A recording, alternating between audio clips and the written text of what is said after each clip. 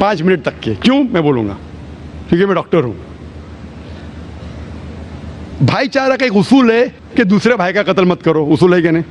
ठीक है, आप सांस ले रहे, अभी सांस ले रहे ना, आप जब सांस लेते लाखों जर्म्स का कत्ल कर रहे हैं आप कैसे भाई? ये लाखों लोग का कत्ल कर रहे जीने के लिए, ये कैसा भाईचारा है?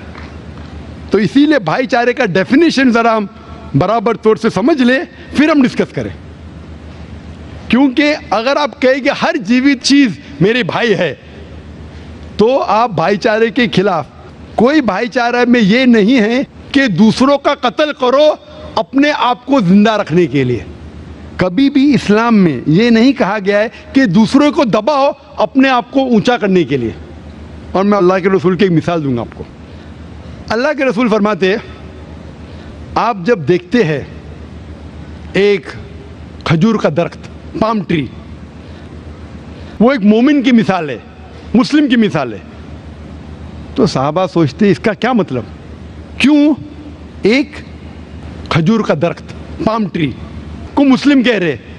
समझ में नहीं उनको। आज हम जानते हैं, उस टाइम अल्लाह के रसूल ने कहा कोई भी पेड़ पौधे जब भी बढ़ते ऊपर, वो क्या करते हैं? आजू बाजू पेड़ को हटाते हैं, फिर ही बढ़ते हैं, नीचे जाते हैं, अपने पौधों को, रूट्स को एक्सपैंड करते हैं।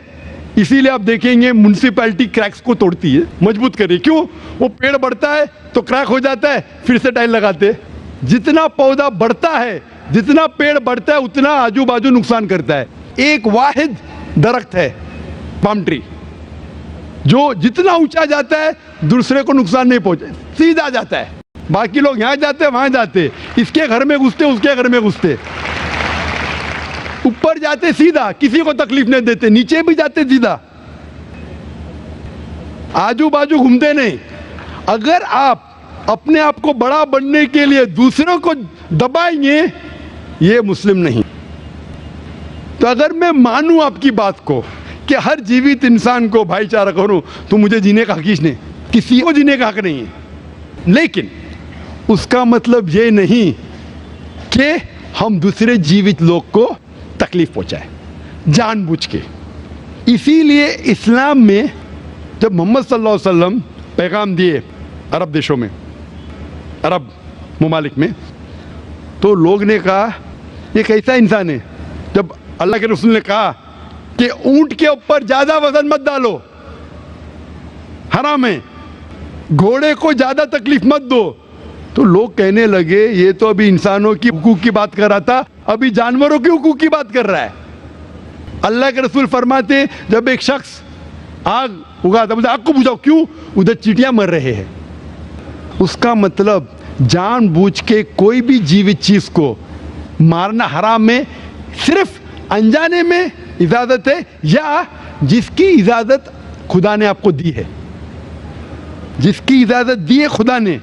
मिसाल के तौर पे मनुस्मृति में चैप्टर नंबर 5 श्लोका नंबर 31 में लिखा है कि खुदा ने कुछ जानवरों को बनाए खाने के लिए और किसको खुराक बनने के लिए। Some to be eaten, some to eat. अगर वो खाने वाला जानवर दूसरे जानवर को खाता है जिसको खुराक के लिए बनाया है, तो कोई गुनाह नहीं है।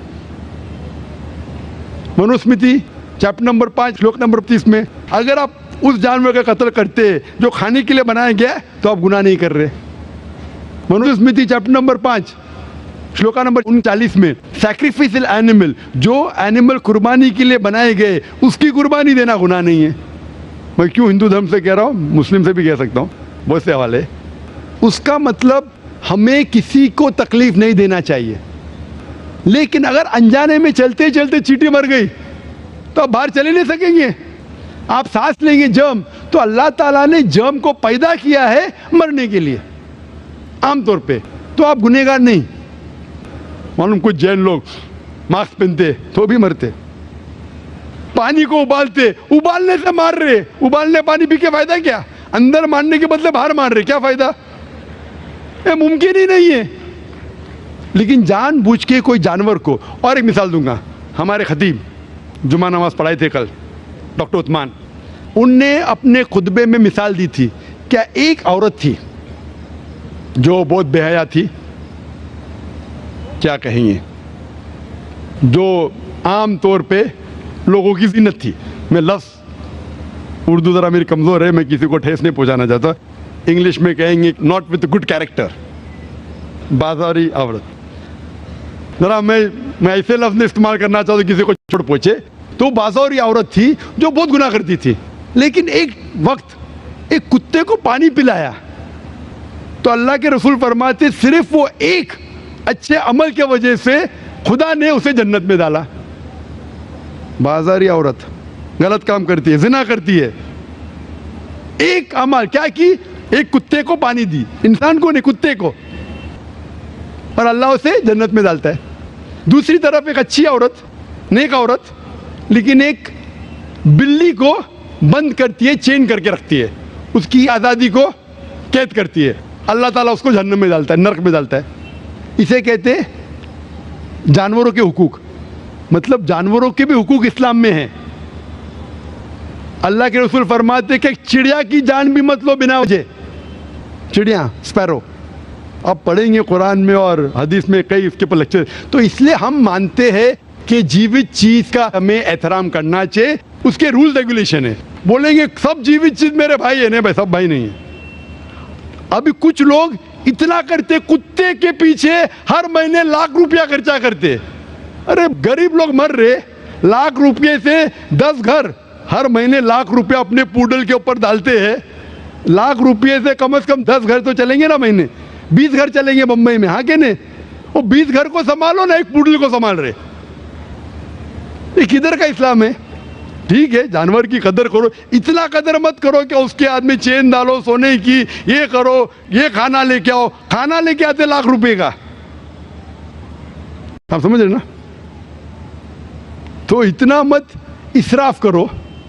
इस्लाम के अंदर सिखाया गया है कि भाईचारा, जो मैंने जिक्र किया, बट जानवरों को भी देखो और उसके साथ अच्छा बर्ताव करो, बिना वजह किसी जानवर का कत्ल मत करो। ये आपका सवाल था।